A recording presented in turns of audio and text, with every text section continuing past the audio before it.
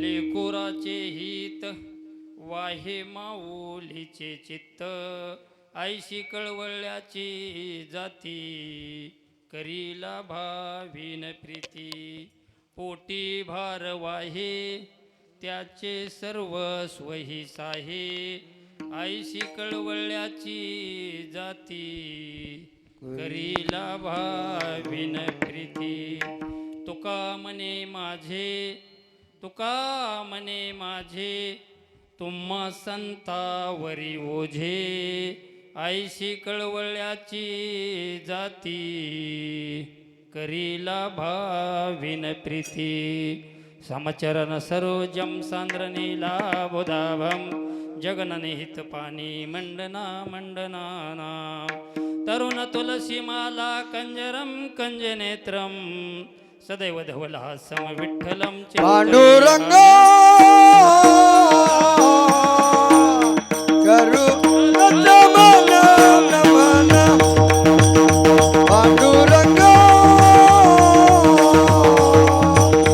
करू नमन नमन.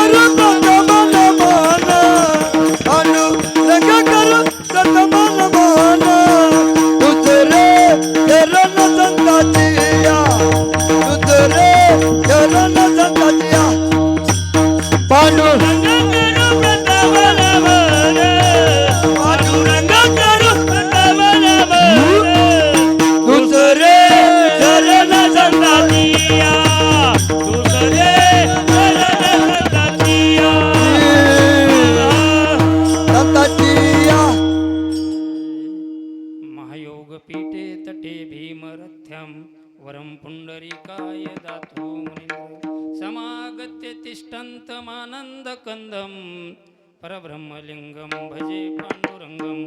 पांडुरंगा करो प्रथम नमन दुसरे चरण संताचिया, त्यांच्या कृपादानेकतेचा विस्तारो बाबाजी सद्गुरु दास तुका. काय माझी वाणी मानेल संतासी, रंजवू चित्ताशी आपुलिया. नमामि सद्गुरु शांतम सच्चिदानंद विग्रम पूर्ण ब्रह्म परानंदम. ईशमालंदी वल्लभम जयांचे केलिया स्मरण, होय सकळे विद्येचे अधिकरण. तेची वंदू श्रीचरण श्री गुरूंचे, ते नमस्कारून. ओम नमो ज्ञानेश्वरा. ओम नमो ज्ञानेश्वरा.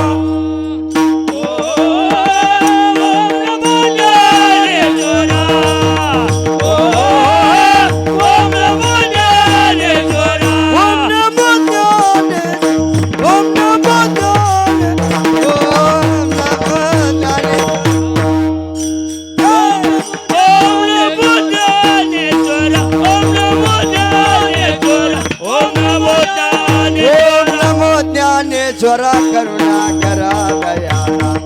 ओम नमो ज्ञानेश्वरा करुणा करा दयाळा. करुणा करा, करुणा करा.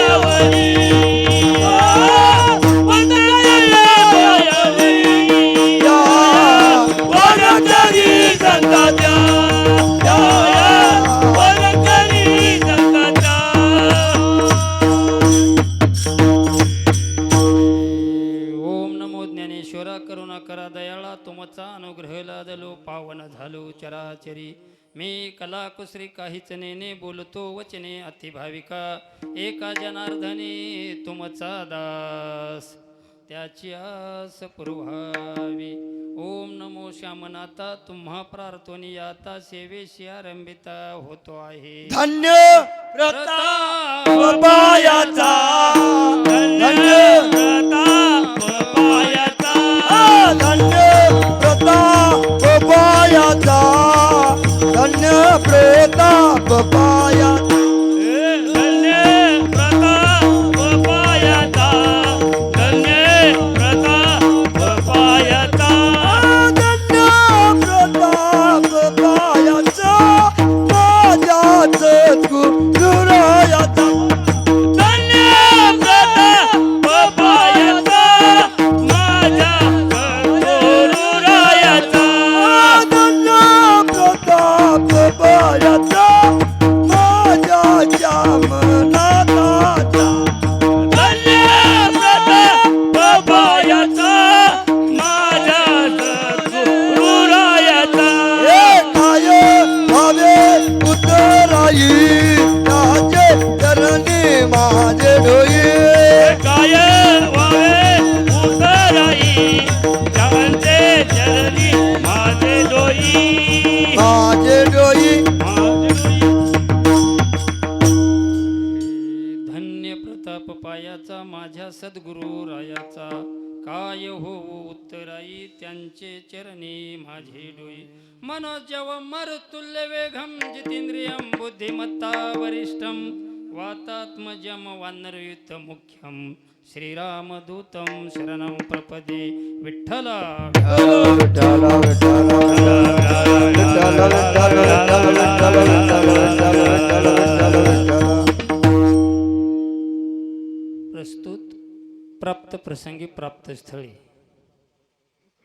चिंतनरूपी सेवेकरिता उच्चारलेला अभंग भक्त संप्रदायाच्या कलशिथाने असणारे वारकरी संप्रदायाचा ज्यांनी कळस पूर्णपणे काढल्या गेला वैराग्याचे महामेरू देवमान्य जगमान्य आणि संतमान्य असा ज्यांचा अधिकार तुकोबरायाचा जर अधिकार पाहिलं तर महाराज म्हणतात तुकिता तुलनेशी ब्रह्म तुकाशी आले म्हणजे ब्रह्म्याच्या तोलामध्ये गेलेले अनुरेणू या थोकडान तुका आकाशा एवढा म्हणजे एवढी उंची गाठलेली असणारे तुकोबराय एवढी उंची सहजासहजी भेटते का महाराज.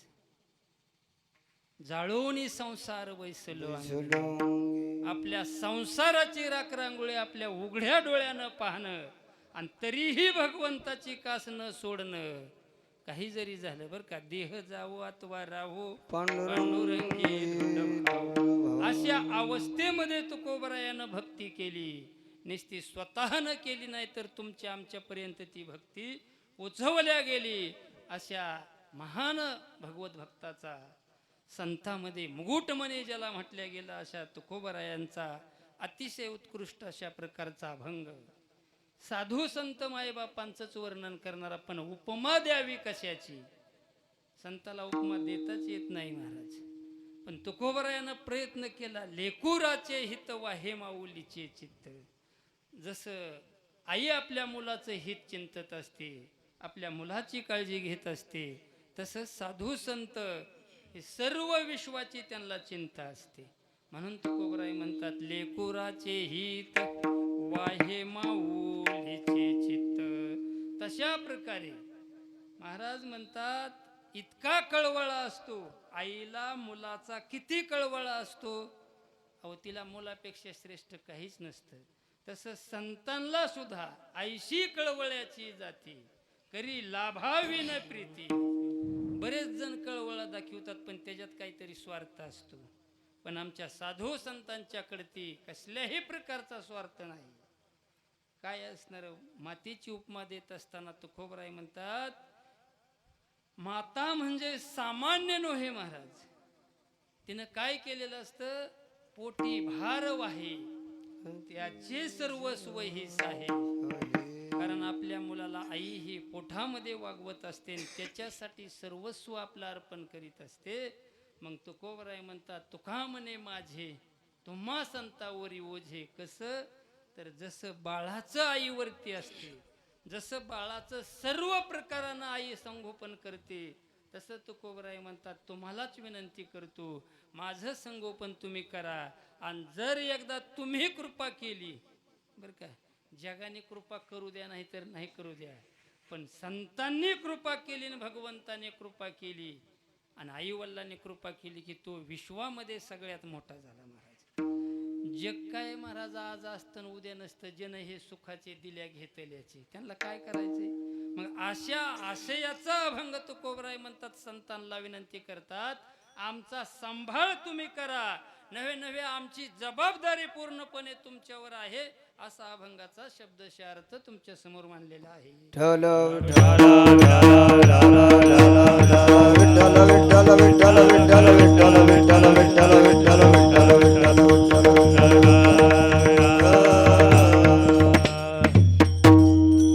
अभंगावर बोलण्यापूर्वी अल्पसा परिहार तो असा, आज या ठिकाणी कैलासवासी सोनाबाई महादेव यादव यांचं असणारं प्रथम पुण्यस्मरण या ठिकाणी आहे.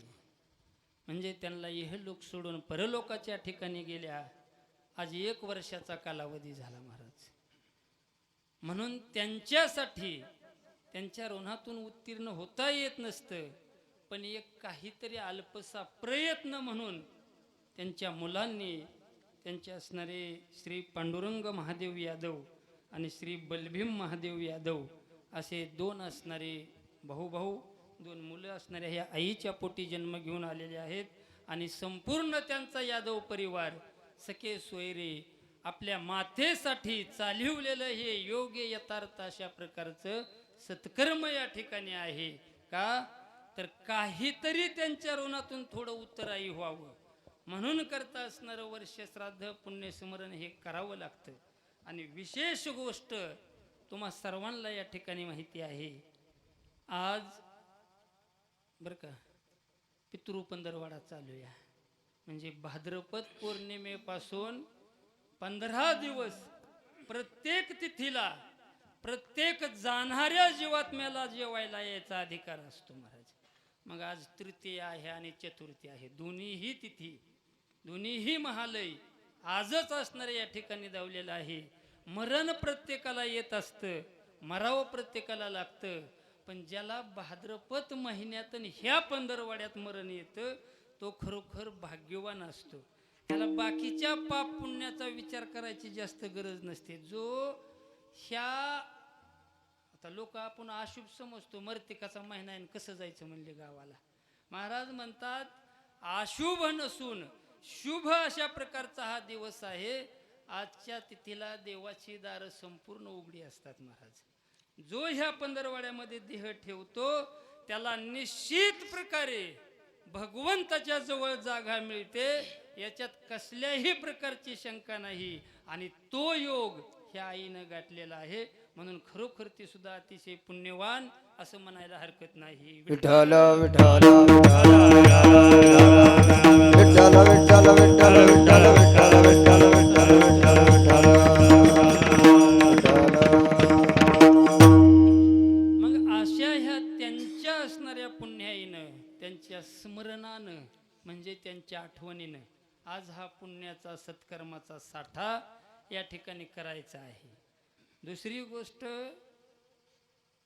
तुम्हा सर्वांना माझा परिचय असेल नसेल, एक वेळेस आलोय मी या ठिकाणी, काय त्यांचं नाव माझ्या लक्षात येणार, हां वाण्याचे, मग तिथं असणारा कार्यक्रम त्या ठिकाणी झाला.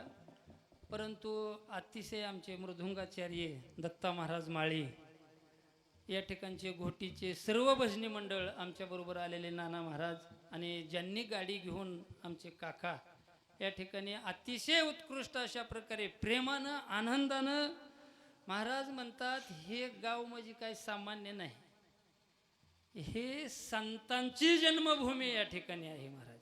आणि अशा भूमीमध्ये आज आम्हाला कीर्तन सेवा करण्याचा योग म्हणजे खरोखर आम्ही सुद्धा उजळले भाग्य आता अवघी जिंदाबाद.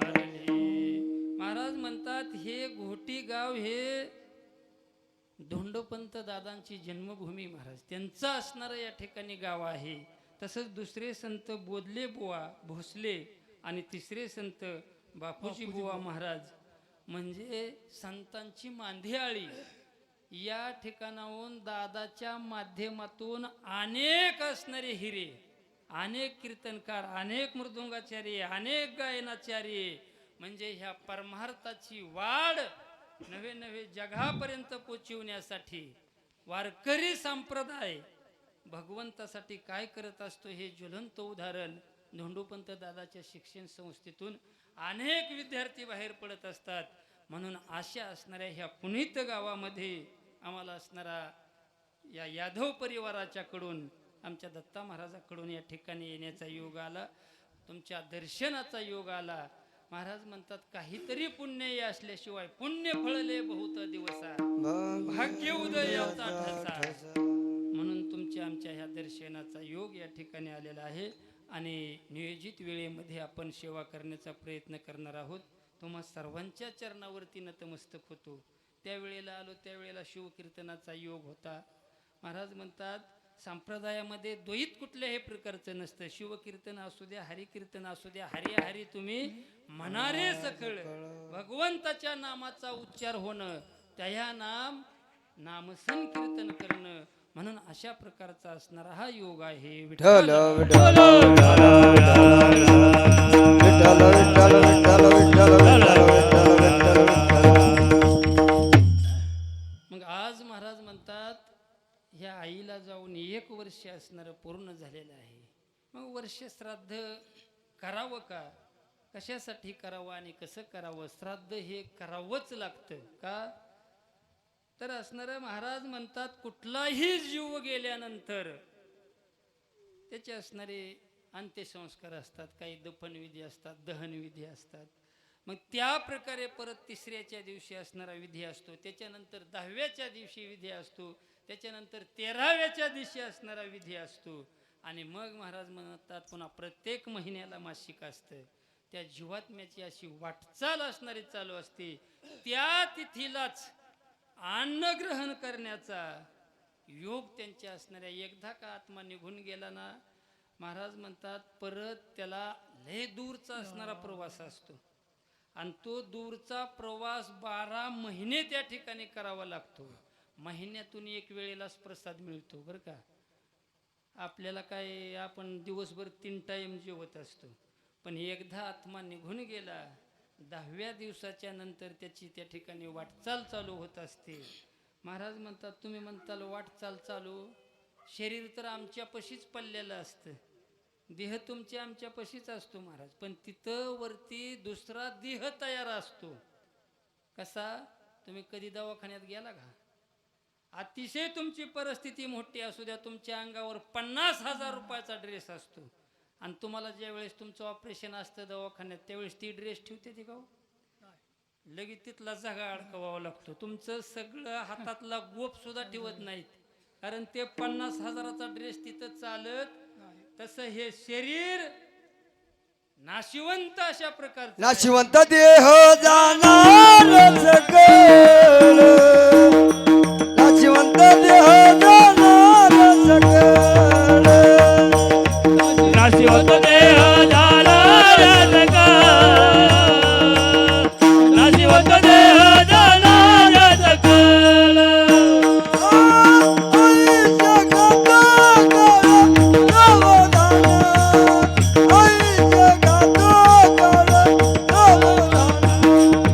आई जगात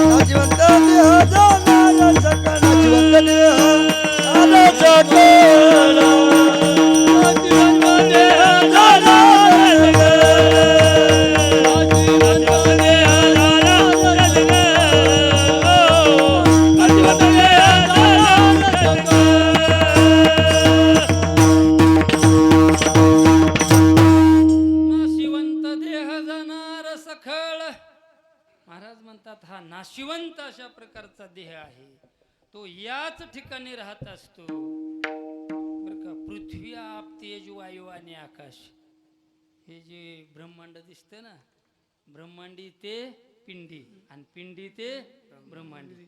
शरीरामध्ये दुसरं काहीच नाही महाराज. देह हा पाचाचा आणि उसना, ह्या पंचतत्वापासून बनलेलं हे शरीर असतं महाराज. आणि शेख ही ज्याची त्याला देणे लागे, ज्याची त्याला द्यावं लागतं. म्हणून पृथ्वी तत्व असेल, वायू तत्व असेल, तेज तत्व असेल आणि पाण्याचं तत्व असेल, हे आपल्या देहामध्ये महाराज म्हणतात पाचाची बांधिली मुसरी, असे वेगळे असतात पण असं केलं की एकत्र होत. मला सांगा, अग्नीचं न पाण्याचं कधी जमतं का हो? जमत नाही. पाणी टाकलं की अग्नी विजतो, म्हणजे ते विरोधाभासी अशा प्रकारचं तत्व आहे. पण या देहामध्ये पृथ्वी म्हणजे असणारी ही धरणी माता त्या ठिकाणी आहे, तिच्यावरती पाणीही आहे ना अग्नीही आहे. आपल्या शरीरात दोन्ही बी महाराज, पण दोन्हीचं कधी भांडण होत.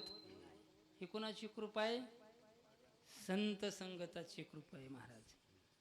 संत संगतीला लागल्यामुळं पाण्यानं आपला भाव विसरला आणि अग्नीनं सुद्धा आपली दाहकता विसरल्या गेली. तुम्ही म्हणताल आपल्या शरीरात अग्नी कशावरून आहे? एका मिनिटात सांगतो. तुम्हाला कधी ताप येतो का? डॉक्टरकडे जाता तुम्ही, डॉक्टर म्हणतात ताप 100 वर गेलाय तुमचा. मग एकदा का 100च्या वर ताप गेला की पुन्हा माणूस वाचू शकत नाही. आणि एखाद्या वेळेस वाढलाच ताप तरीही गोळ्या औषधानं वाचू शकेल. पण जर अग्नी तत्व सगळंच त्या ठिकाणी थीर झालं आणि माणूस गार झाला तर पुन्हा माणूस वाचू शकत नाही. म्हणजे शरीरात अग्नी महाराज.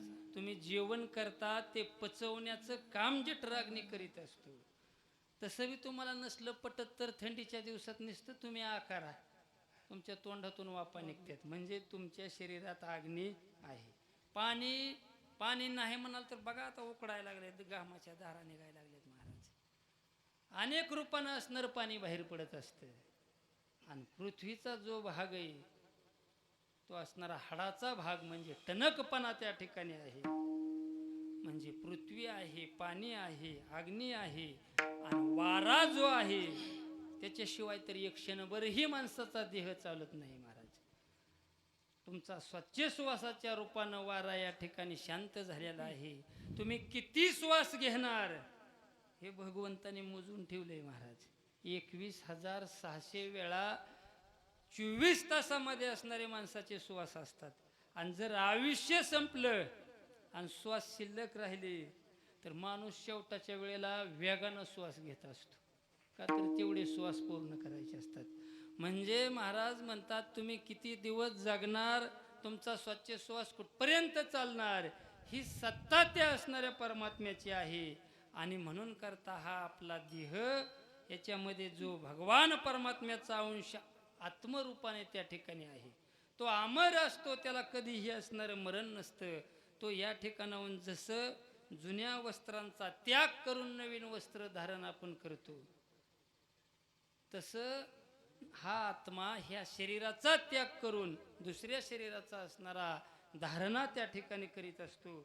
आणि मग ही वाटचाल करता करता 12 महिने पूर्ण झाल्यानंतर आज श्राद्धाचा दिवस त्या ठिकाणी येत असतो. आणि मग आजच्या दिवशी महाराज म्हणतात त्या समक्ष आत्म्याला भगवान परमात्मा विचारित असतात, अरे तुझ्या हातून काही सत्कर्म झालंय का, तुझ्या कुळामध्ये काही सत्कर्म होतंय का. म्हणून हे पाहण्यासाठी स्वतः यमराज भगवान परमात्मा त्या आत्म्याला असणारे दाखवत असतात. मग आज वर्षश्राद्धाच्या निमित्तानं, पुण्यस्मरणाच्या निमित्तानं जर या ठिकाणी भगवंताचं नामचिंतन चालू असेल तर मग महाराज म्हणतात त्या जीवाची सर्व दुःखातून सुटका होत असते. आणि सूक्ष्म रूपानं आज ते सगळं हे पाहत असतात, काय काय चाललंय, काय काय नाही.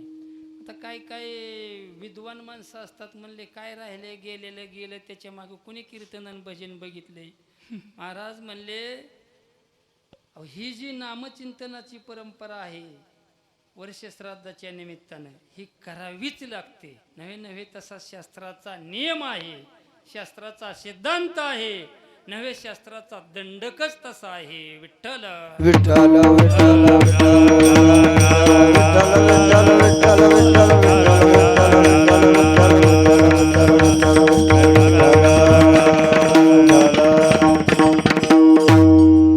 मग त्या आईच्या मुलांना असणार आपल्या आईच्या ऋणातून प्रत्येक जीव जन्माला येत असताना अनेक ऋण घेऊन येत असतो बरं का. पहिलं ऋण आहे भगवान परमात्म्याचं. भगवंताने तुम्हा आम्हाला काय दिलं हो? जीव असणारा त्या ठिकाणी दिला. जेने हा जीव दिला, जिने हा जीव दिला दान हृदयाची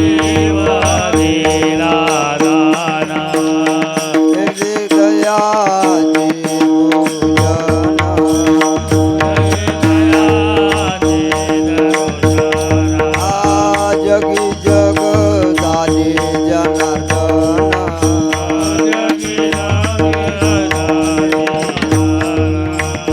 गायला गुणात याचे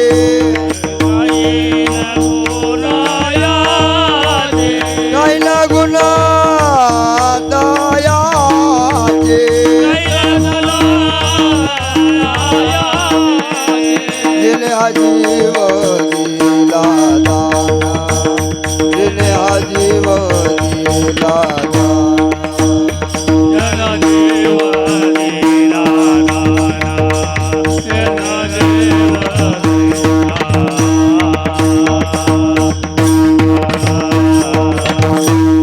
त्या भगवंताने असणारा दान दिला जीव महाराज. परंतु त्याच्या उपकारातून जर उत्तीर्ण व्हायचं असेल देवाच्या, तर महाराज म्हणतात करीन तयाचे भजन. त्याचं नामचिंतन करण्यासाठी जीव दिलेला आहे. मग महाराज म्हणतात एक वेळेस देवाच्या ऋणातून उत्तीर्ण होता येतं. कधी? त्याचं भजन केलं तर. ते त्याला आवडतं म्हणून करतात. महाराज म्हणतात दुसरं ऋण आहे ते आपल्या आईवल्लाचं ऋण आहे. भगवंताने जीव दिला, पण त्या जीवाला ठाव पाहिजे महाराज. म्हणून ठाव रूपानं आपल्या आईवल्लांना आपल्याला या ठिकाणी जागा दिली. आणि म्हणून करता आईवल्लाने आपल्याला जन्म दिला, लहानाचं मोठं केलं. नव्हे नव्हे आपला इतका सांभाळ केला. देवाने काय नुसता अंश दिला, तेवढ्यावर भागतंय का महाराज? म्हणून देवापेक्षा सुद्धा काकण भर का होईना, परंतु आईवल्लाचे उपकार जीवावरती जास्त आहे. का तर त्यानं वाढवल्या गेला. त्यानं असणारा आईनं आपल्या मुलाला दूध पाजल्या गेलं, म्हणून देवापेक्षा आईवल्लाचे उपकार जास्त आहेत. आणि तिसरे उपकार साधू संत मायबापाचे आहेत. कसे आहेत? तर महाराज म्हणतात जीव मिळाला, आईवल्लाच्या रूपानं ठाव मिळाला, लहानाचा मोठा झाला.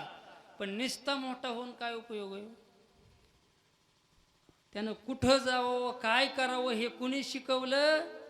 तर महाराज म्हणतात करोनी सायास शिकविती, सहज बोलणे हित उपदेश. करोनी सायास शिकविती म्हणजे ह्या जीवाला मार्ग दावण्याचं काम हे संतांनी केलं. मार्ग दावणी गेल्या आधी दयानिधी संत म्हणजे महाराज म्हणतात देवापेक्षा आईवल्लाचे उपकार जास्त आहेत, आणि आईवल्लापेक्षा सुद्धा संतांचे काय सांगू आता संतांचे उपकार काय सांगू आता संतांचे उपकार माझ्या निरंतर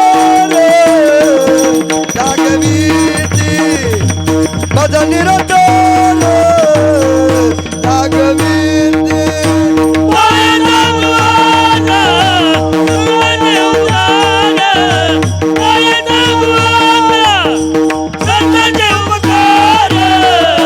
माझा निरंतर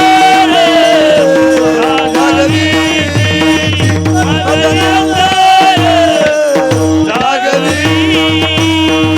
जागवीती तुकोबरायाचं असणारं सांगतात संतांचे उपकार सांगता येत नाही का? तर मज निरंतर जागविती. तुम्हाला जाग ठेवण्याचं काम हे संत करतात. म्हणून तुम्ही संत माय. बाप कृपा संतांना माईची ही उपमा आहे आणि बापाची ही उपमा आहे. महाराज म्हणतात माऊली आई तिला म्हणतात बरं का. कुणाला?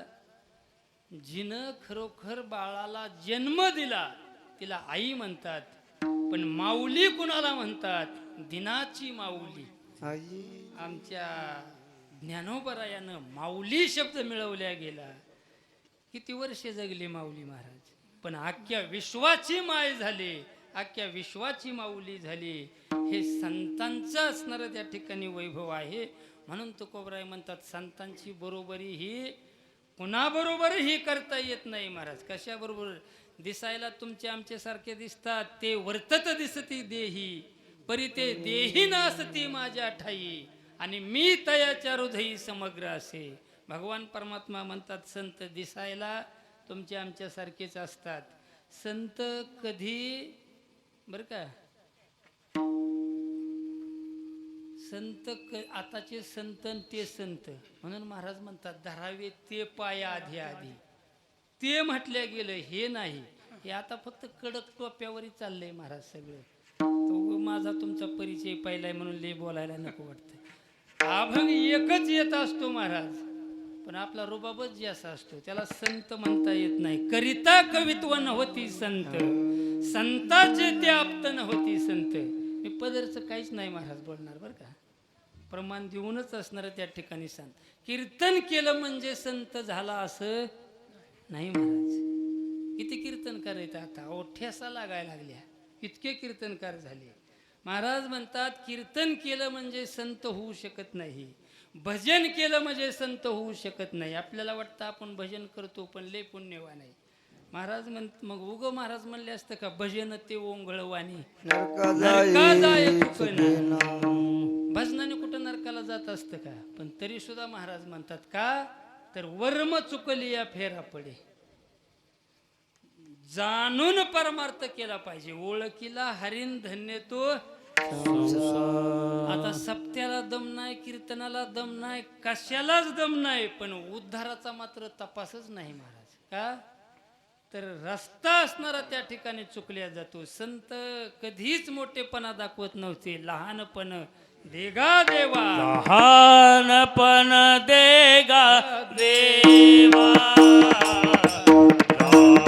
लहानपण देगा देवा, लहानपण देगा देवा,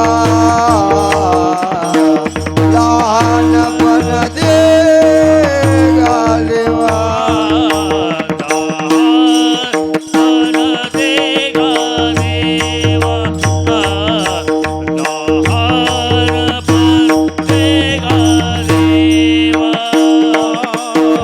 लहानपण देगा देवा,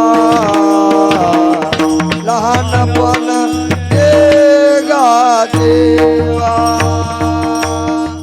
मुंगी साखरे सर्वा, मुंगी साखरे सर्वा,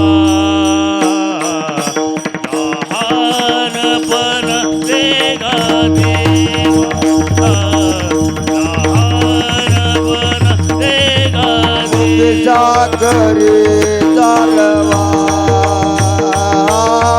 मुंगी साखरे चालवा, लहानपण देगा देवा, लहानपण देगा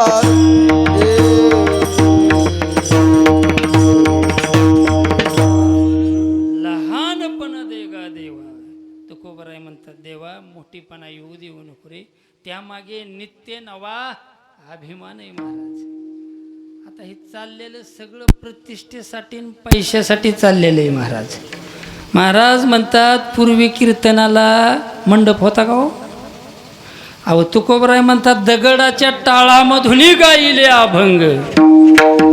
आता अवस्थेचा परमार्थ नसून व्यवस्थेचा परमार्थ आहे महाराज. तुम्ही कीर्तन करायला फोन केला तर तो विचारतो सिस्टीम चांगली का.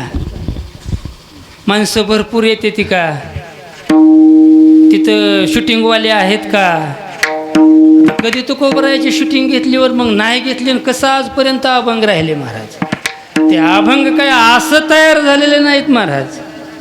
तुकोबरायाचं अभंग कुणी लेखन केलं? जसं सच्चिदानंद बाबाने ज्ञानेश्वरी लिहिल्या गेली तसं तुकोबरायाच्या मुखातून अभंग निघायचे महाराज. जसा प्रसंग असेल तसा अभंग त्या ठिकाणी निघायचे. त्यावेळेसचे त्यांचे जोडीदार संताजी जगनाडे ते अभंग लिहित असायचे. अजरामर अभंग राहिले. का झाले सांगतो. महाराज म्हणतात अभंग लिहून झाला की तुकोबराय म्हणायचे अभंग बरोबर आहे का म्हणून पाहण्यासाठी लाल भडक असणारा कोळसा त्या ठिकाणी करत होते. म्हणजे पूर्ण निखारा इतका तप्त आणि ते आपल्या जिभेला लावत होते.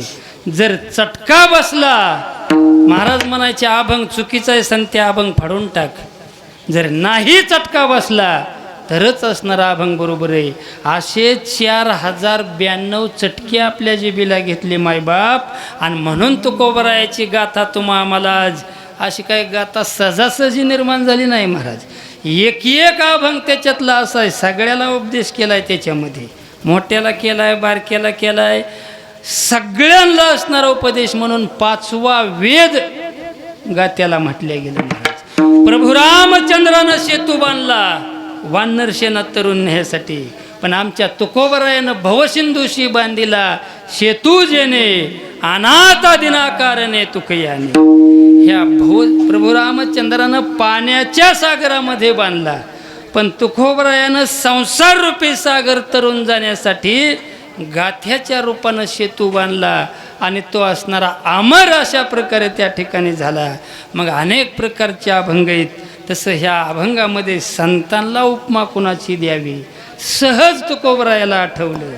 अरे आई मुलाची जर उपमा दिली तर काहीतरी साजेशी पडेल का? तर आपल्या मुलाचं हित हे असणारं आईच त्या ठिकाणी पाहू शकते. जा जो असे जगता आपुली आहे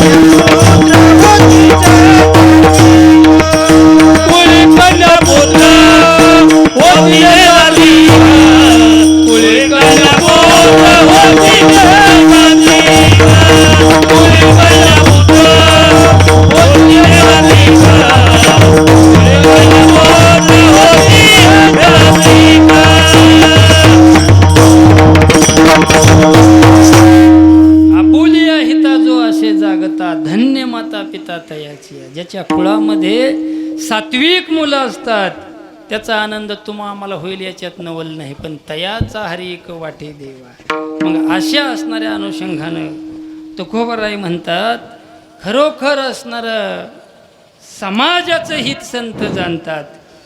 म्हणून संतांचं वर्णन करीत असताना तुकोबरायाला आठवल्या गेलं खरोखर आई किती बाळाची काळजी घेत असते. आईसारखं बाळाची काळजी कुणीही त्या ठिकाणी घेत नाही, पण आई कोणच्या बाळाची काळजी घेते? फक्त आपल्या स्वतःच्या बाळाची काळजी घेते महाराज. शेजाऱ्याच्या बाळाची घेत नाही, लय झालं तर ती म्हणते त्याला काय करायचं ते करू दे, पण तू तिकडं जाऊ नको. म्हणजे त्याचं काय का होईना, ही व्यावहारिक आई झाली. पण संतरूपी जी आई आहे, जे खळांची व्यंकटी सांडो तया सत्कर्म रती वाढो, सगळ्यांची असणारी काळजी घेणारे संत त्या ठिकाणी आहेत. आई मुलाचा जर दृष्टांत द्यायचा झालं तर महाराज म्हणतात, अहो आईची मुलात आईला आणि बापाला बरं का जगामध्ये समाजाचं कल्याण व्हावं हे संतांना वाटतं, आणि आपल्या मुलाचं कल्याण व्हावं हे आई वडिलाला वाटतं. म्हणून दोनच जणाला, एक आई वडील आणि दुसरे संत. म्हणून तर माऊली म्हणतात सकळ तीर्थाची धुरे जे का माता पितरे तया सेवेशी, आपलं शरीर हे त्याच्या सेवेसाठी घालवावं. म्हणून करता महाराज म्हणतात ही जी अवस्था आहे हे खूप असणाऱ्या कठीण अशा प्रकारची अवस्था आहे.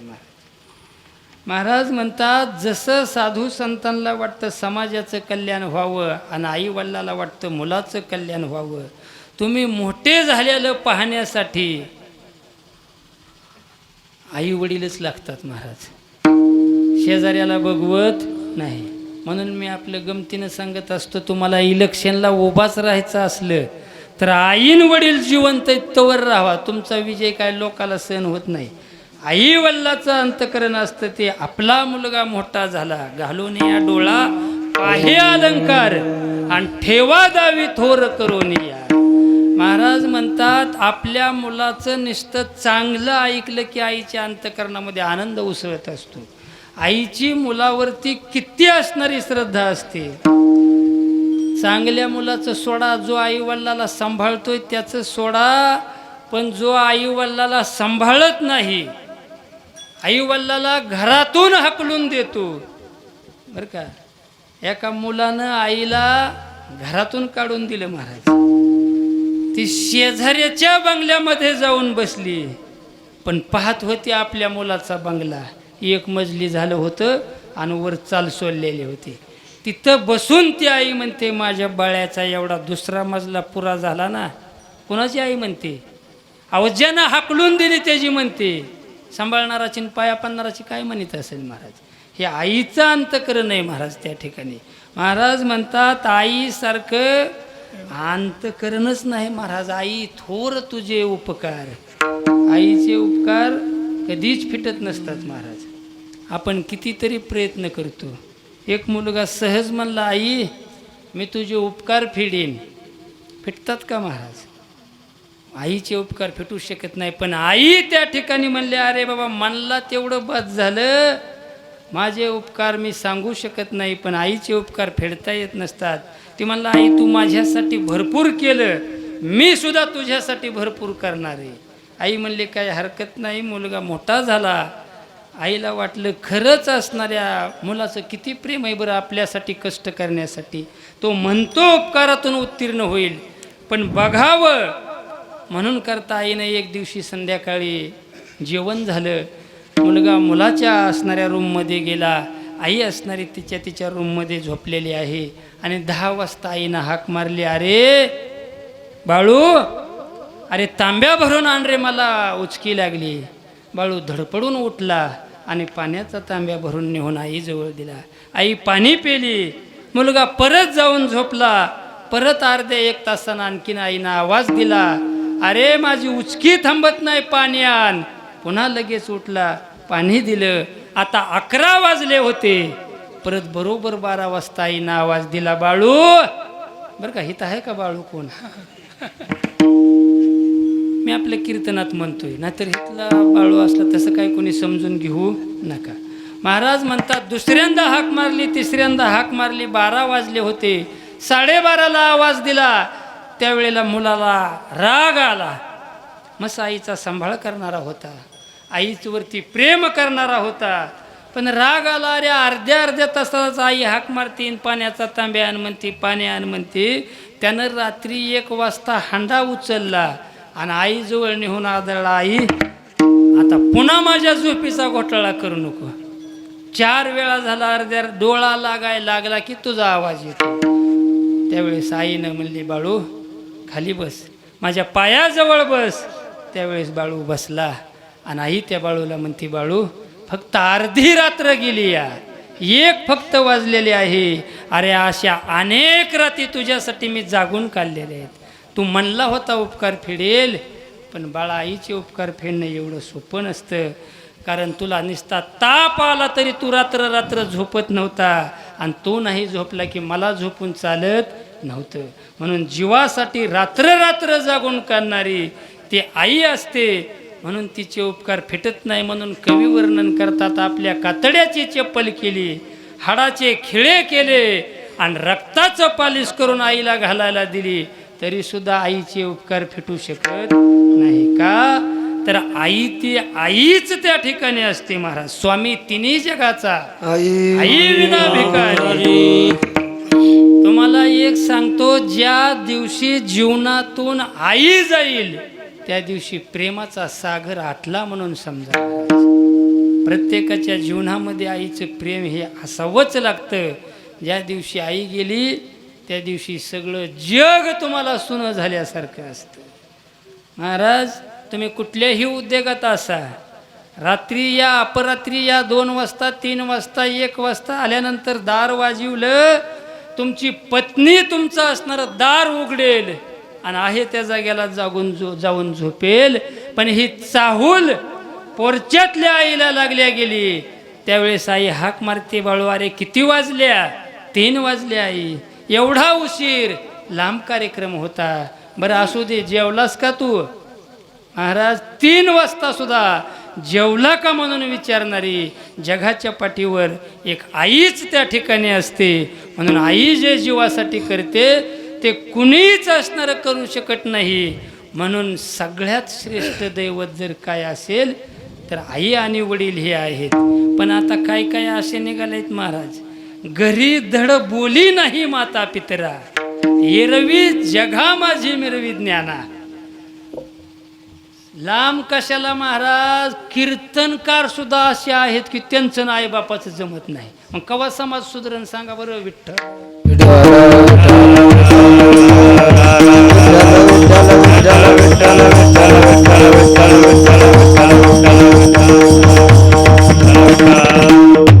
मग असणार. ह्या आईच्या पुण्यस्मरणाच्या निमित्तानं हा कार्यक्रम या ठिकाणी आहे. म्हणून महाराज म्हणतात आई जे करू शकते, पांगळ्याचा पाय म्हणजेच असणारी आई त्या ठिकाणी असते. आईला कुठल्याही ठिकाणी बसवा, आई फक्त मुलाचंच कल्याण त्या ठिकाणी इच्छित असते. तिला कधीच वाटत नाही माझ्या मुलाचं वाटोळं व्हावं. मुलगा एखाद्या आईला सांगितलं ना, अहो तुमचा मुलगा प्यायला लागलाय, म्हणले कधीच पेणार नाही. अहो आम्ही समक्ष बघितलंय, म्हणले एकामेकाच्या संगतीनं केलं असेल, इथनं पुढं नाही करणार. महाराज आईचे इतका मोठा अज्ञान म्हणा, जे काय आपले गैरव्यवहार पोटामध्ये घालण्यासाठी आईचंच अंतकरण त्या ठिकाणी असावं लागतं. किती मोठं महाराज, आईचं अंतकरण किती मोठं असतं. आईची असणारी व्यथा तुमच्याविषयी किती असते. एक मी असणारं सांगत असतो. महाराज म्हणतात, ज्या वेळेला एका असणाऱ्या लग्न झालं मुलाचं आणि असणाऱ्या मुलीचं लहानपणापासून, पण योगायोग असा असतो महाराज, लग्न झाल्यानंतर मोठ्या आईवरती श्रद्धा करणारा मुलगा होता, आईला सांभाळणारा असणारा मुलगा होता. पण बरेच दिवस झाले आणि असणाऱ्या आईचं वय 80-85ला गेलं. सुंदर अशा प्रकारे शहरामध्ये राहणारं कुटुंब होतं आणि त्यावेळेला आईला असणारा एक आजार जल्ला. रात्रंदिवस आईला खोकला लागायचा महाराज. सुनबाई ही सात्विक होती, सासूबाईची सेवा करीत होती. 2 लहान लहान मुलं अपत्य झालेली होती. मग अशा अवस्थेमध्ये चाललं असताना आईची मुलगा सेवा करायचा, सासूची सून सेवा करायची. पण आजार वाढला, आईचा खोकला थांबत नव्हता.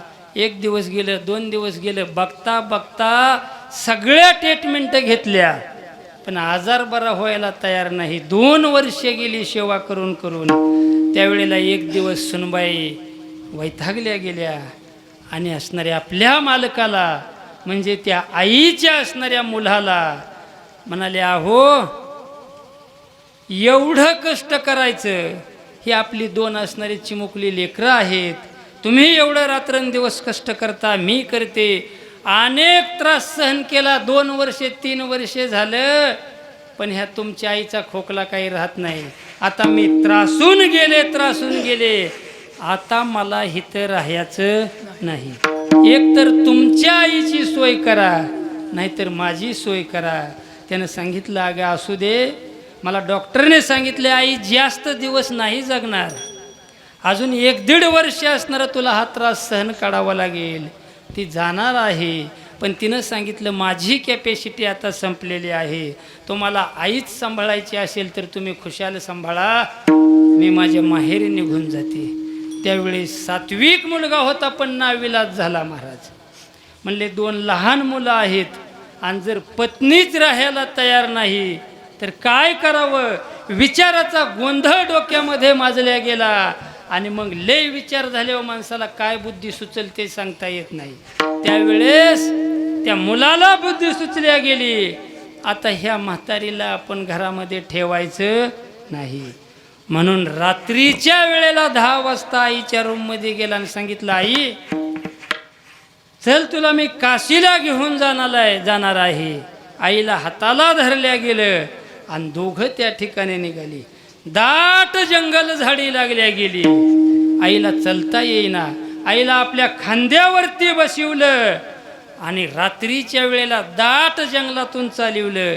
त्यावेळेस आईनं ओळखलं की आपल्याला काशीला चालवलेलं नाही, तर आपला ह्यांना कंटाळा आलेला आहे.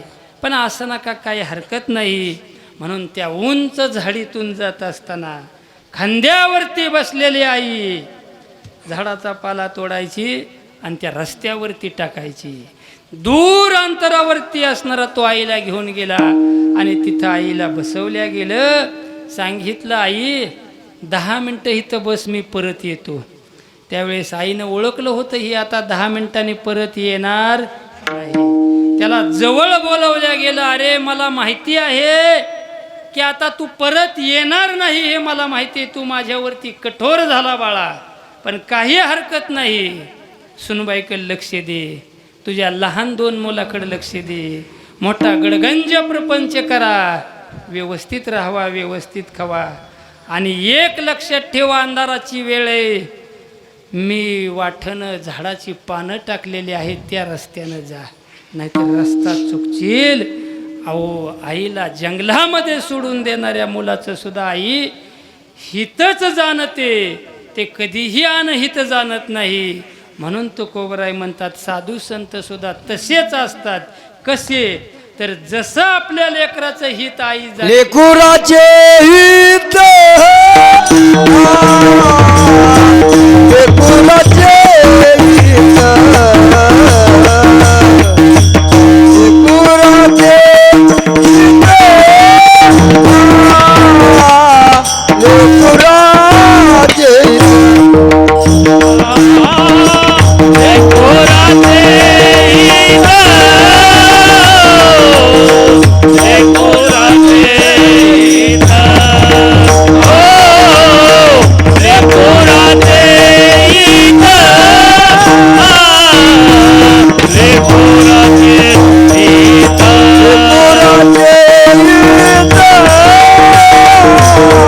लेकुराचे हित, लेकुराचे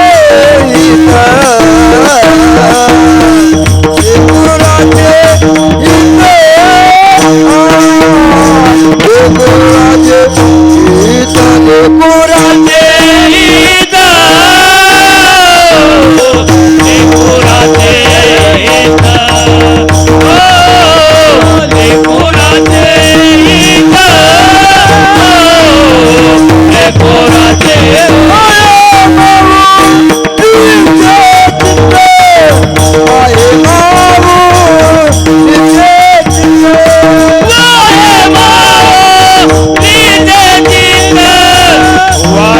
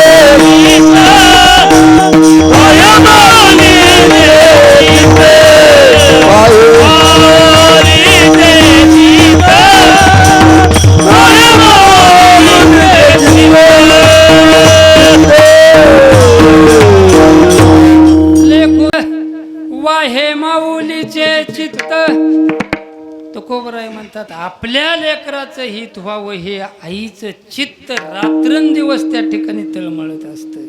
तिची पूर्ण माया ही आईवरती असते. तसे साधू संतांची पूर्ण माया अवघी देवावरी माया. वैष्णव म्हणो जया अवघी देवावरी माया.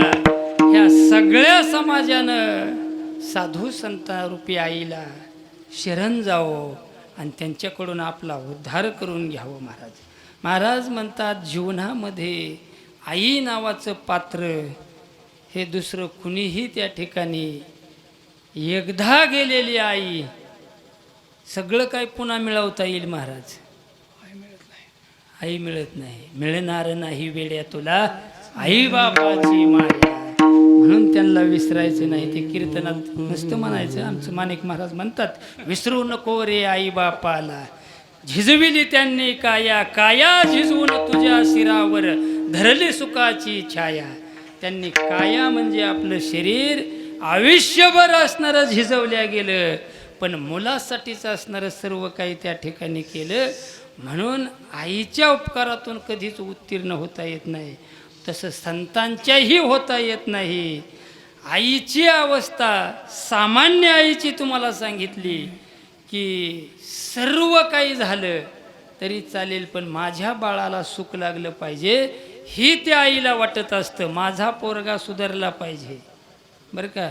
म्हणून सगळ्या आईबापांना एकच प्रयत्न करायचा, लय संपत्ती गोळा करायच्या महाग लागण्यापेक्षा संतती चांगली व्हावं एवढ्या आईबापांनी काळजी घेतली ना बाद झालं महाराज. नाहीतर तुम्ही एकरा मागं एकर जर घेत चालला आणि पुन्हा पोरानं पिऊन पिऊन एकरा मागं एकर ती काढीत चालला तर काय उपयोग आहे. महाराज म्हणतात आपली मुलं संत संगतीमध्ये लावायचं हे लहान वयातच त्या ठिकाणी काम आहे. आता तुमच्या गोटीमध्ये असे जुने भजने आहेत महाराज. सगळे तरुण पिढीसुद्धा भजनामध्ये सप्त्यामध्ये कीर्तनामध्ये त्या ठिकाणी आली ना, त्यांना ते आवडत नसतं. त्यांना डीजे लागतो गणपतीच्या मिरवणुकीला. पण आपण हळूहळू ढाळे ढाळे इतुलेने एके वेळे मार्गाचे निबळे निश्चित ठाके. पोरांना संस्कार द्यायचं काम हे आईवडिलांना करावं लागतं. संस्कार काय दुसऱ्या शाळेत भेटत नाहीत महाराज. संस्कार आपल्या घरीच आपण द्यावे लागतात. म्हणून प्रत्येकाच्या घरी किमान हरिपाठाचं पुस्तक, किमान तुकोबरायाची गाथा, ज्ञानेश्वरी, नाहीतर मग महाराज म्हणतात जन्माला हेला आणि पाणी वाहता वाहता काय जन्मामध्ये तुमचे आहे हो. महाराज म्हणतात त्याच्या जन्मामध्ये काहीच अर्थ नाही. कोणाच्या ज्याच्या जीवनात काहीच परमार्थ नाही. भक्तीविन पशु कशाशी वाढला. नाथबाबाचे शब्द आहेत, सटवीने नेला कैसा नाही. कशाला ह्याला वाढवले महाराज. धरणीला भार अशी त्या माणसाची अवस्था आहे. मग हे नाथबाबाचा हरिपाठ लय कडक आहे बरं का. काय माय गेली होती तुम्हीच म्हणला बरं का. कोणाची म्हणतात हरी नये मुकाशी अरे मुडा. एवढा सुंदर नरदेह तुम्हाला मिळाला. नरदेह दुर्लभ जाणार तुम्ही वासुदेव वासुदेव म्हणा.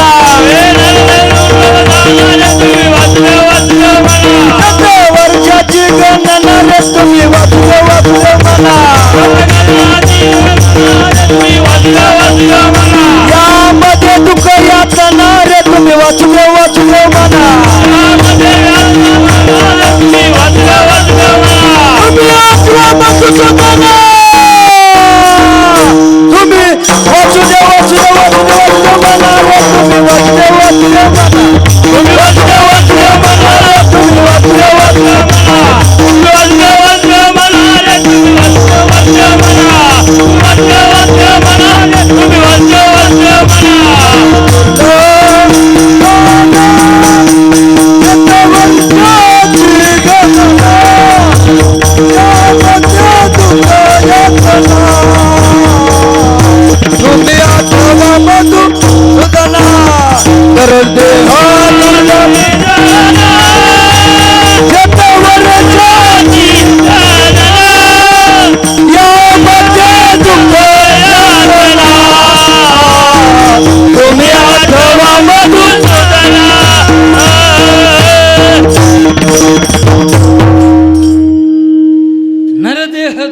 जाना तुम्ही आठवा मधुसूदना. काय करा तर वासुदेव वासुदेव म्हणा तुम्ही वासुदेव वासुदेव म्हणा. महाराज म्हणतात त्याचं स्मरण करा, त्याला असणार आठवा. हे दुर्लभ अशा प्रकारचे बरं का. नरदेह कधी मिळतो त्याला दुसरं कीर्तन करावं लागेल.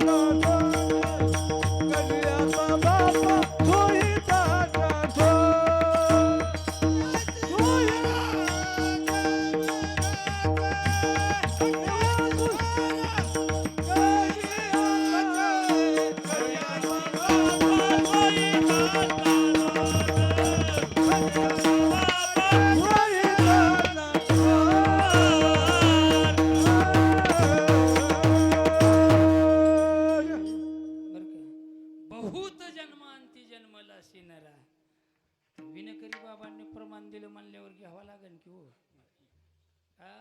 महाराज म्हणतात बहुत जन्मांती, अनेक जन्म.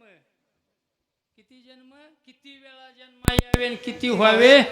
पुनरपि जननम पुनरपि मरणम. सारखं हे राडगाडग चालूच आहे महाराज. पण कधी मिळतो ज्या वेळेला पाप पुण्य बरोबर होती ना त्यावेळेला असणारा मिळतो. जसा आंधळ्याच्या हातीमध्ये कावळा सापडतो तसा असणारा हा नरदेह आहे. हे मिळाला तर एकच करा, देव तो स्वैरा करी. आता बाकीच्याचा विषय येरती मायके दुःखाची जनती नाही आधी आणती अवसान. तिकडं लक्ष देऊ नका, लक्ष भगवंताच्या नामाकडती द्या. म्हणतो कोबराय म्हणतात प्रपंच ओसरू आणि चित्त तुझ्या पायी मोड. ह्या चित्तामध्ये अनेक असणारे विषय असतात. पण महाराज म्हणतात अशा अवस्थेमध्ये घरी राहून तुम्हाला परमार्थ करायचा असेल तर भगवंताचं चिंतन करा. आता सगळेच कुठं आणावेत महाराज संगीत विशारद. महाराज म्हणतात नाही तया विन भुकेला विठ्ठल येईल तैसा बोल रामकृष्ण. उग माणसाला म्हणलं ना चला भजनाला, ती म्हणले आम्हाला त्यातलं बघा येतच नाही. महाराज म्हणले नाही येऊ दे पण हित येऊन बस. हित येऊन बसला ना तो अधिकारीच झाला महाराज. पण आता हित येऊन बसल्यावर बी असं होतंय लगेच माणसं घड्याळाकडे बघतात. आता बऱ्याच जणांनी बघितलं आणि 12 वाजले ते. मी बी आताच बघितलं 4-5 मिनटं कमी होती. मग माणसाचा पूर्ण समज असा झाला 12 वाजले की फुलं पडले आणि कीर्तन सुटलं. मग तुमचं लक्ष कीर्तनाकडे असतं का घड्याळाकडे असतो? तो कोबरायाची कीर्तन मर्यादा तुम्हाला सांगतो. रात्री 9ला जर कीर्तन चालू झालं तर काकडा आरती ओवाळून पहाटेच्यालाच मग 5ला आरती असायची. तरी हजारोची लोक हलत नव्हती. का हलत नव्हती? तुकोबाची अमृतवाणी, त्यांच्या मुखातली अमृतवाणी होती महाराज. आताच्या काय कीर्तन करायच्या मुखातली अमृतवाणी नसते. त्यांनी जे पेरलं ते आजही असणार त्या ठिकाणी उगवते. आता कीर्तनकार इतके झाले सगळे पेरतात पण बी भंडरूनच जाते महाराज. का उगवते? नाही उगवत. का उगवत नाही? त्याच्यामध्ये तितकी ताकद असणारी नाही किंवा तितका असणारा भाव प्रगट त्या ठिकाणी असू शकत नाही. म्हणून माणसं सारखे घड्याळाकडे बघतात. पण जाऊ दे आता 12 वाजत आले. ते चालू व्हायला थोडा उशीर झाला, आम्हाला बी यायला उशीर झाला. तुम्ही म्हणसाल मग लवकर येत नव्हतं काय? मग महाराज म्हणतात विठ्ठल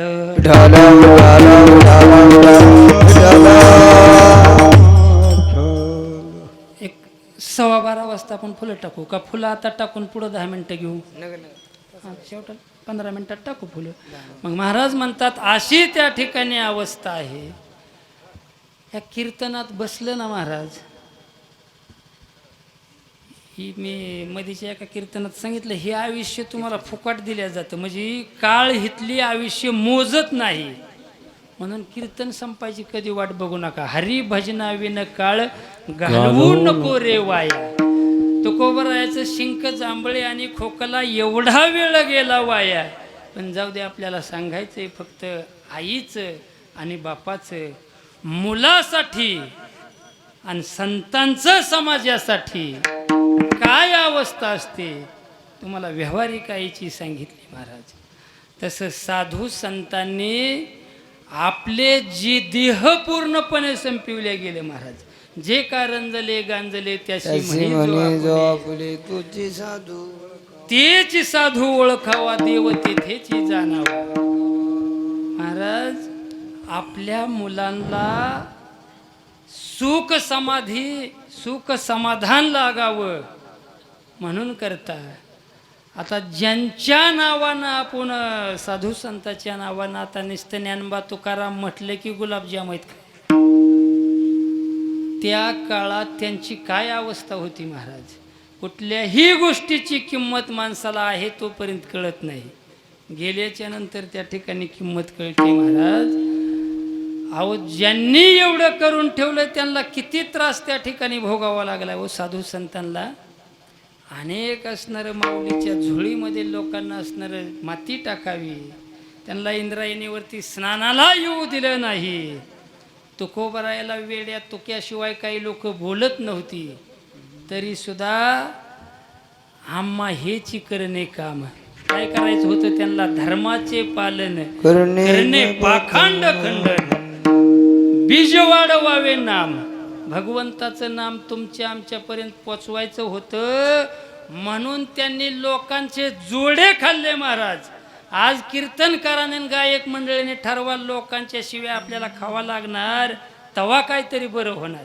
आपल्याला निस्तं म्हणलं ना तुला नीट येत नाही तू येऊ नको, ती म्हणते ती भजनन दी वळण तुम्ही का नाही महाराज. भजनं गावगावची बंद पडली, कुणी भजनात जायला तयार नाही का, तर लोक बोललेलं आपल्याला सोसत नाही.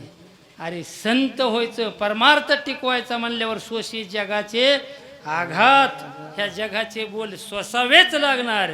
बरं लोकांनी कवा नावं ठेवली नाही ती हो, त्यांना सोडलं नाही मग आपल्याला सोडतील कशाहून, ही मनातच आणायचे नाही. लोक निश्चित प्रकारे त्रास देणार. बरं मी म्हणतो येऊ द्या तुम्हाला राग, आपण काय तुकोबा ज्ञानोबा नाही, आपण शांतीचे सागर नाही. मग जसा इकडं राग येतो मंदिरात तसा घरी बी यावा की. जसं तुम्हाला जुना एखादा भजन्या म्हणला ये टाळ खाली ठेव तुला वाजवता येत नाही, तुम्ही पुन्हा देवळातच जात नाही, करू द्या त्यालाच म्हणजे. मग मला सांगा उभा राहिलेल्या पैकी बसलेल्या पैकी कोणाची बायको भांडत नाही हो. तुम्ही गप बसलाय मला विचारा की तुम्ही. अहो कीर्तन करायचं तर लय अवघड आहे महाराज. आलं कुठनं सप्त्यावरनं लगेच राग रागच तांब्या असतो. आला सप्ता म्हणजे ते नाक डोळं मोडणं. मग बायको दिवसातून 10 वेळा भांडते. सहज बोलता बोलता म्हणते आमच्या त्यांना काडीची अक्कल नाही. कोण म्हणतं? बायको म्हणते का नाही महाराज. दत्ता महाराज तुम्ही म्हणसान मला कुठं अनुभव आहे अजून त्याचा. म्हणजे बायको दिवसातून 10 बऱ्या भांडती. कुणी घर सोडलं हो? कुणीच घर सोडलं नाही महाराज. मग इकडं देऊळ कसं लगेच सोडलं. तसं महाराज म्हणतात कुणी अग्नी व्हावं कुणी पाणी व्हावं. अहो ते जरी खवळले त्यांचा अधिकार असतो जुन्या माणसांचा बरं का, विनकरेसारख्या बाबांचा. त्यांनी खवळलं आपल्याला शिव्या दिल्या समजायच्या आपल्या अंगावरती फुलं पडतायत. आमच्यात तसंच म्हातारा होतं. आमच्या टांगसाळे महाराजाचे वडील शब्दागणी आम्हाला खवळायचे. अहो शिव्या द्यायचे. आम्ही म्हणायचो काका तुम्ही शिव्या देता पण आम्हाला फुलासारखे वाटतात. कसा बघता काय महाराज, मी कुठंच संस्थेत शिकायला गेलो नाही, कुठंच काय नाही, फक्त सहनशीलता बाळगली, त्यांचं ऐकलं, मला ह्या गादीवर उभा राहण्याचा योग आला. विठ्ठल विठ्ठल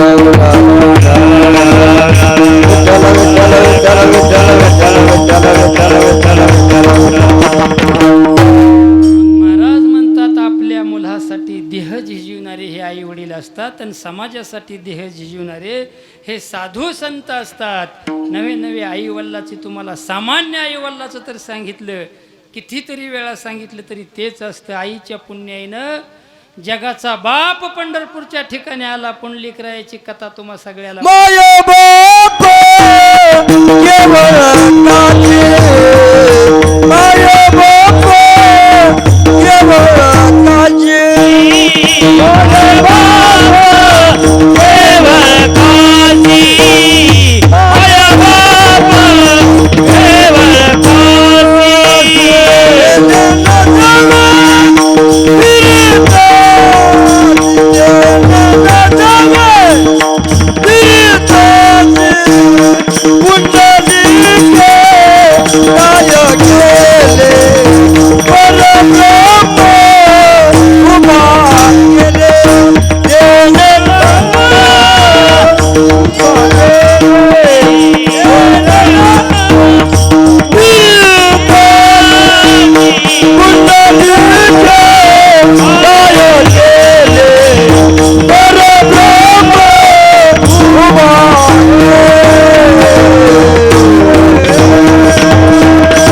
पुंडलिके काय केले परब्रह्म उभे ठेले. काय केलं पुंडलिकाने?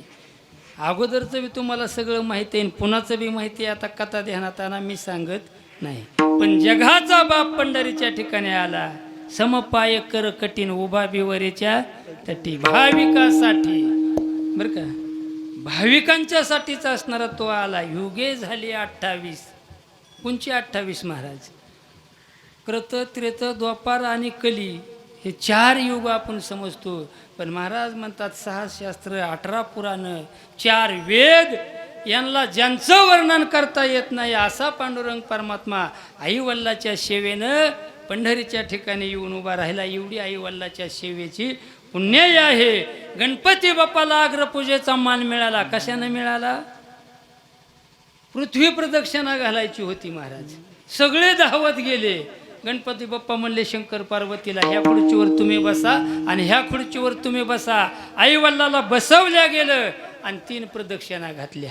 महादेवाला आणि पार्वतीला म्हणले सांगा एका प्रदक्षिणेचे पुण्य काय? ती म्हणले एका प्रदक्षिणाचं एवढं पुण्य ह्या पृथ्वीला 3 प्रदक्षिणा झाल्याची एवढी. मग म्हणले अग्रपूजेचा मान गणपती बाप्पाला. लगेच आसनावरती बसवलं.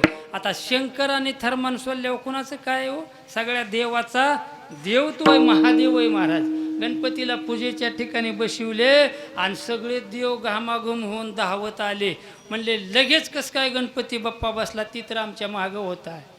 शंकराने समजून सांगितलं, अरे बाबांनो तुम्ही धावत सुटला. तीर्थी धोंडा पाणी देव रोकडा सज्जनी. तुम्हाला कळालं नाही महाराज. मायबापे केवळ काशी. आणि त्या मायबापाला प्रदक्षिणा घातली, पाया पडला, त्याला अग्रपूजेचा मान मिळाला. म्हणजे आईवडिलाच्या सेवेचं पुण्य हे सामान्य नाही. जे काहीच करता येत नाही कशानंच ते आईवडिलाच्या सेवेनं करता येतं. पण आईवडिलाची इतकी मुलावरती आपल्या लेकरावरती श्रद्धा असते की आईवडिलासाठी काहीही करू शकतात. पौराणिक दृष्टांत सगळ्याला माहिती असलेला, पण 1-5 मिनिटामध्ये सांगतो महाराज. ज्ञानोबाराय, निवृत्तीदाता, सोपान काका, मुक्ताबाई, संन्याशानंतर झालेली असणारी ही मुलं विठ्ठलपंतांना त्यावेळेस समाज आणि मुलांचा छळ ज्या वेळेला मांडल्या गेला त्यावेळेला महाराज म्हणतात अशी अवस्था झाली, त्यांना वाटायचं आपल्या मुलांना सुख लागावं, इंद्रायणीमध्ये स्नान करून द्यावं, भीक मागायला गेले तर भिक्षा वाढावी. पण महाराज तसं काही घडत नव्हतं. प्रत्येक वेळेला त्यांना ठेसाळलं जात होतं, प्रत्येक वेळेला त्यांची अवहेलना केली जात होते. मग त्या आळंदीतल्या ब्राह्मणाला विचारलं, म्हणले काहीतरी मार्ग सांगा. त्यांनी सांगितलं, म्हणले असं पाप कुणी केलं नाही की संन्यासानंतर पुन्हा संसार हे महान पाप आहे, ह्याच्यात तुम्हाला आमच्याकडे ती मार्ग नाही. म्हणले पैठणच्या ब्राह्मण मंडळीकडे जावा आणि तिथून न्याय आणा. त्यावेळेला विठ्ठलपंत कुलकर्णी पैठणच्या ठिकाणी गेले आणि तिथल्या धर्म मार्तंडांना त्यावेळेला जवळ असणारं त्या ठिकाणी बोलिवले गेलं. त्यांच्या धर्मसभेमध्ये गेले. अहो मी संन्यास घेतला, नंतर संसार केला, मला आपत्य झाली, माझं पाप आहे, माझी चूक आहे, पण मायबाप माझ्या मुलांच्या मुंजी व्हाव्यात, त्यांना समाजात वावरता यावं, म्हणून काहीतरी मार्ग सांगा. तुम्ही द्याल ती शिक्षा भोगायला मी तयार आहे. त्यावेळेस त्या मार्तंडांनी एकमेकाकडे ती पाहिल्या गेलं, माना डोलावल्या. अरे असा गुन्हाच कुणी केला नाही. संसारानंतर संन्यास घेऊ शकतो, पण संन्यासानंतर पुन्हा संसार करता येत नाही, बरं का. हे उलटी तुमचे असणारं पाप झालंय. म्हणले काहीही करा, पण आमच्या मुलासाठी आम्हाला मार्ग सांगा, प्रायचित्त सांगा. तुम्ही जे द्याल ते प्रायचित्त भोगायला मी तयार आहे. त्यावेळेस त्यांनी शास्त्र पुराण ग्रंथ चालले आणि मार्ग सांगितला. तुम्हाला जर वाटत असेल तुमच्या मुलांना सुख लागावं तर एकच प्रायचित्त आहे, ते म्हणजे देहांत प्रायचित्त आहे. हे शब्द विठ्ठलपंतांनी ऐकले आणि एका क्षणात विचार केला, आपल्याला देहत्याग करावं लागेल. त्यांना विचारलं देहांत प्रायचित्तानंतर आमच्या मुलांचा छळ, त्यांना सांगितलं थांबला जाईल, आमच्या मुलांच्या मुंजी केल्या जातील. अहो मग मी देहांत प्रायचित्त सुखानं भोगीन. तिथून विठ्ठलपंत निघाले, झपझप पावलं टाकीत मुक्काम दर मुक्काम करीत आले.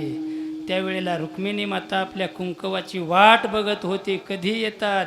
न्याय मागायला गेलेत, काय न्याय मिळतो. बराच वेळ झालेला होता, अंधार पडलेला होता.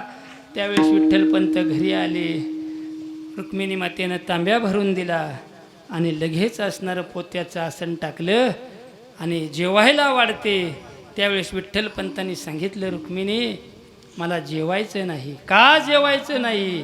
अगं रुक्मिणी भूक नाही. वाटत जेवण केलं का कुठं? नाही रुक्मिणी. मग भूक कशी नाही? पैठणकरांनी दिलेला न्याय ऐकूनच माझं पोट भरले, आता मला जेवायचं नाही. रुक्मिणी म्हणते काय न्याय दिला? रुक्मिणी ऐकायचा तुला? म्हणते सांगा काय न्याय दिला? त्यावेळेस विठ्ठलपंत म्हणतात देहांत प्रायचित्त, म्हणजे मला देहाचा त्याग करायचा. मी तिकडून तसाच जाणार होतो, पण म्हणलं तुला निरोप द्यावा आणि ह्या 4 माझ्या तान्यांना पुन्हा एकदा डोळं भरून पाहावं आणि मी जावं. हे त्या मुलांच्या आईनं, विठ्ठलपंताच्या बायकोनं, रुक्मिणीनं ऐकलं आणि तिला वाटलं आपल्या मुलासाठी वडील शिक्षा भोगायला तयार आहेत. ही शिक्षा मी त्यांना एकट्याला भोगू देणार नाही. आपल्या मुलांचं सुख जर आपल्या मृत्यूत सामावलेलं असेल तर आग लागू आमच्या जगण्याला. रुक्मिणीने विचार केला महाराज आणि सांगितलं देहांत प्रायचित्त तुम्ही एकट्यानं नाही, आपण दोघांनी भोगायचं, मीही तुमच्याबरोबर येतात. विठ्ठलपंत म्हणतात अगं वेडी आहेस, बाप नसला तरी चालेल पण मायेचा हात फिरवणारी आई असणं आवश्यक आहे. तू थांब. ती म्हणते मी थांबणार नाही, मी तुमच्यासोबत येणार. बघता बघता दोघाच्या चर्चेमध्ये रात्र निघून गेली आणि दोघांनीही देहांत प्रायचित्त घ्यायचं ठरवलं महाराज. त्यावेळेला गोडधोड स्वयंपाक केला. सगळ्या पोरांना असणारं दिवसभर इकडं तिकडे खेळत होती. दिवस मावळला, पुरणपोळीचा स्वयंपाक केला. महाराज आता मुलं सोडून देहांत प्रायचित्ताला जायचंय, कुणाला पोळ्या खाऊ वाटतील का? पण आपल्या स्वतःच्या हातानं आपल्या 4 भावंडांना भरवल्या गेलं, त्यांना काही सांगितलं नाही आणि लेकरं एकमेकाला बिलगून त्या ठिकाणी झोपी गेली. त्यावेळेस विठ्ठलपंतांनी रुक्मिणीला हलवल्या गेलं, रुक्मिणी मी निघालो, तू थांब. रुक्मिणीने सांगितलं नाही, मी तुमच्या पाठीशी येणार आहे. विठ्ठलपंत चिठ्ठी लिहिली आणि निवृत्तीदादाच्या उशाला ठेवल्या गेली. विठ्ठलपंत दाराच्या चौकटीतून बाहेर आले त्या गुंफेच्या. रुक्मिणी दारापर्यंत आली पण तिनं परत महागारी बघितलं. विठ्ठलपंत म्हणतात रुक्मिणी तुला नाही निघता येणार या मुलांच्या मायेतून. अगं एवढी झोपीत टाकून रुक्मिणी म्हणते माझा निवृत्ती ज्ञान सोपान मुक्ताबाई. 5 वर्षाच्या मुक्ताबाईला झोपीत टाकून जाणारी कुठं आई असते का? कोण विचार करते? रुक्मिणी आपल्या मनाला भांडायला लागली, महाराज अगं आई म्हणून घेण्याचा अधिकार मला नाही का? तर ह्यांना झोपीत टाकून मी आत्महत्या करायला चालले. पण लगे विचार केला, अहो आपण कोण आई म्हणणार? ज्या विश्वेश्वरानं जन्म दिला, ज्या असणाऱ्या भगवंताने जन्म दिला, तो यांचा सांभाळ करण्यासाठी समर्थ आहे. आपण काही झालं तरी चालेल, पतीची साथ सोडायची नाही. म्हणून करता दोघांनीही ठरवलं आणि दोघंही निघून गेले. सांगायचा माझा भाव एवढाच, आपल्या मुलाला सुख लागावं म्हणून करता निस्वार्थपणानं आपला देह त्याग करणारे हे विठ्ठलपंत रुक्मिणी आहेत. आणि त्यांच्या पोटी जन्माला आलेले ज्ञानदादा, निवृत्तीदादा, सोपानकाका, मुक्ताबाई ह्यांनी असणारे हे भजन अहो संपूर्ण समाजाला पूर्णपणे धडा दिला गेला. आणि मग असणाऱ्या माऊलीनं त्या काळातल्या मार्तंडांना पुरल तेवढं केलं. आज माऊलीला जाऊन 750 वर्ष पूर्ण त्या ठिकाणी होत आहेत. आज बी आपण असणारं ज्ञानेश्वरी आनंदाने त्या ठिकाणी वाचतो. एवढंच नव्हे, अमेरिकेतली लोक मराठीत छपाई करून ज्ञानेश्वरी वाचायला लागली का, त्याच्यातच सगळं भरलंय महाराज. म्हणून करता त्यांची ख्याती इतक्या त्या ठिकाणी वाढल्या गेली.